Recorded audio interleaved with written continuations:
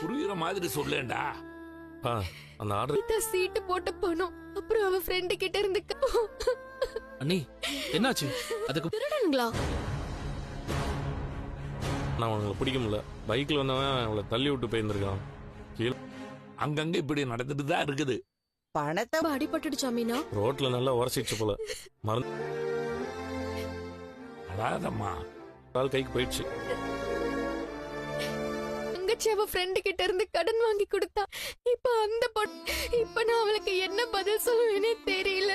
கூட நம்ம சம்பாரிச்சுக்கலாம். நீயே அவனை துரத்திட்டு ஓடுன. என்ன சொன்னாரு? எலும்புல எல்லாம் எதுவும் அடியிலப்பா. மாத்திரை கொடு. பெருசாதான் ஒண்ணும் ஆகல.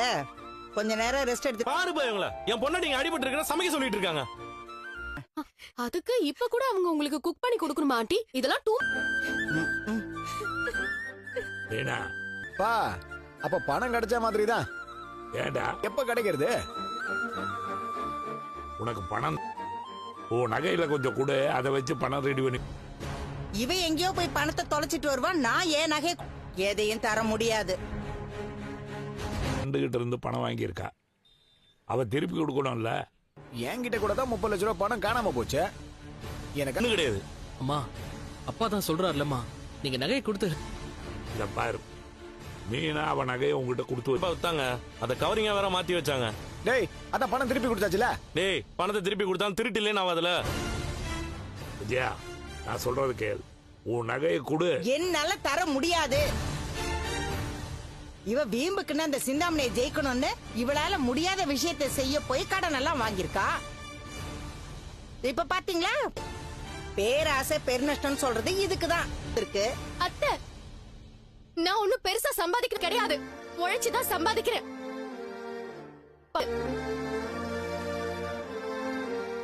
போன விஷயம் அவ்வளவு பணத்தையும் கொடுத்தாச்சு. பணத்தையும் திருடினது கிடையாது. யார்கிட்டயும் போய் சொல்லி நடிச்சதும் கிடையாது. இந்த நேரத்துல கூட இப்படித்தான் சொல்லுவியா?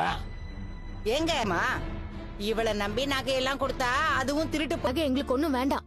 அத்தையே அது கொடுத்தாலும் எங்களுக்கு வேண்டாம். ஏமா அப்படி? பணம் திருட்டு போனது எனக்கு கஷ்டம். ஆமாப்பா, இந்த வீட்டுல இருக்கிறதுக்கே இதுல அவங்க கிட்ட இருந்து நகையை வாங்கணும்னா அவ்வளவுதான்.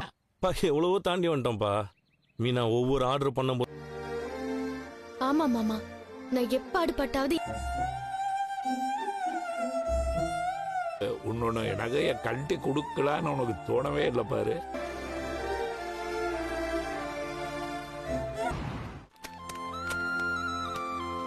அண்ணே சீதா வேலையெல்லாம் எப்படி போயிட்டு இருக்கு? நல்லா போயிட்டு இருக்கு மாமா. பண்றேன்.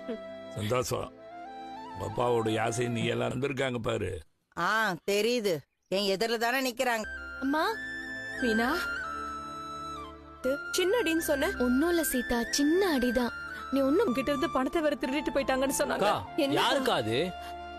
தெரியலடா, திடீர்னு வந்து பணத்தை புடுங்கிட்டு போயிட்டானுங்க. ஏன்க்கா அவனை துரத்திட்டுலாம் போன? பணம் போயிடுச்சே சீதா. அது எல்லாம் சரியாயிரும். ஒண்ணுக்கா இப்ப எதுக்கு நடுவீட்டுல நின்னு அழுதுகிட்டு இருக்கீங்க? அவங்க பொண்ணு இப்படி பார்த்தா பதட்டம் வராதா? அவங்க காப்பி போட்டு கொடு. இல்லரே, நானே போய் எடுத்துறா. நீங்க உட்காருங்கம்மா. என்னதாக்கா ஆச்சு? எல்லா பணமும் போயிடுச்சு. சாரி சீதா. ஆமாக்கா, நீ ஒன்னும் கவலைப்படாத. அந்த திருட்டு பசங்களை பணம் போனா கூட நான் கவலைப்பட்டிருக்க மாட்டேன் சீதா. நீ எங்களுக்காக சின்ன வயசுல இருந்து கஷ்டப்பட்டு செலவு பண்ணிருக்க.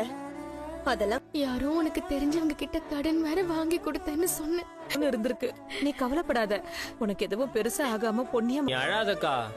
இன்னும் கொஞ்ச நாள்ல நான் வேலைக்கு போயிடுவேன். அந்த பணத்தை நான் உழைச்ச பணம்மா, அது எங்கேயும் போகாது. கண்டிப்பா அவங்க கிட்ட கொஞ்சம் டைம் கேளு. எப்படியாவது நான் பணத்தை ரெடி பண்ணி கொடுக்க மாட்டாங்க. டைம் கேளு, எப்படியாவது அதை திருப்பி கொடுத்துடுறேன். ஏதாவது ஒரு ஆர்டர் கண்டி. இந்த கைய வச்சுட்டு வீட்டுல வேலை செய்ய முடியல. உனக்கு உன் கவலை தானே. கொஞ்சம் பேசாம தான் இரு. நான் மாசம் இன்ஸ்டால்மெண்ட்ல கூட கொடுத்துப்பேன். அத பத்தி எல்லாம் நீ யோசிக்காத. ஒரு மாதிரி இருக்கீங்க. மீனாக்கு இப்படி ஆயிடுச்சே மாப்பிள்ள இருக்கீங்களா? நீங்க பயப்படுற அளவுக்கு எல்லாம் ஒண்ணும் இல்லாத சொல்லிருக்கேன்டா. பசங்கள்ட்டையும் அந்த ஏரியால விசாரிக்க சொல்லிருக்கேன். எப்படி மாட்டிடுவானுங்க. நீங்க தேவையில்லாம ஏதாவது போய் மாட்டிக்காதீங்க. அத்தா, என் பர்ஸ் அங்க இருக்கு, அதை கொஞ்சம் எடுத்துட்டு வாங்க.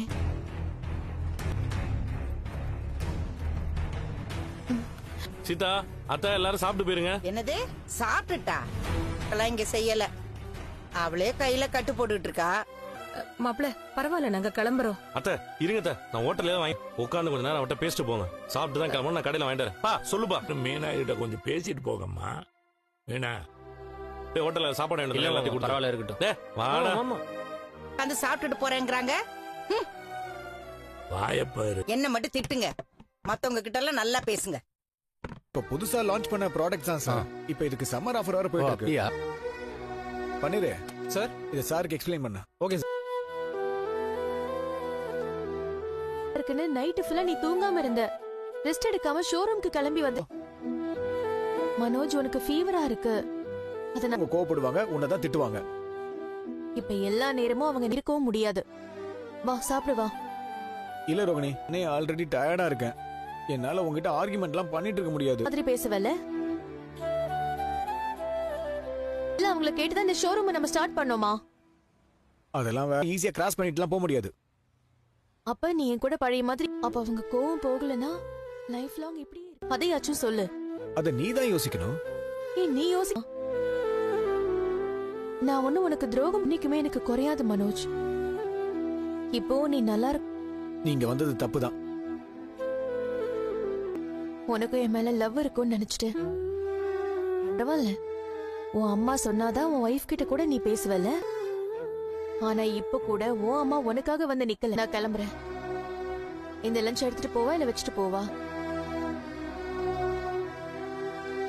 நீ அதை கேக்குற? போய் வேலையை பாரு.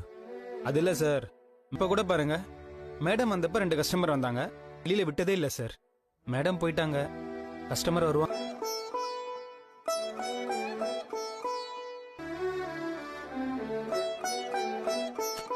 ரொம்ப நேரம் நின்னு சமைக்க முடியல, கை கால்லாம் வலிக்குது. இவர் விஜயா வாட்டவை எங்கேயோ போய் கைய உடைச்சிட்டு வந்துட்டா. பூ கட்டுறவன்னு சொல்லாத விஜயா. வைக்க கூடாதுன்னு வேணும்னே கையில கட்டு போட்டுக்கிட்டு வந்து நிக்கிறாளோ யாருக்கு? அதே மாதிரி செய்யறவ தானே. முத்து மீனாலாம் அப்படி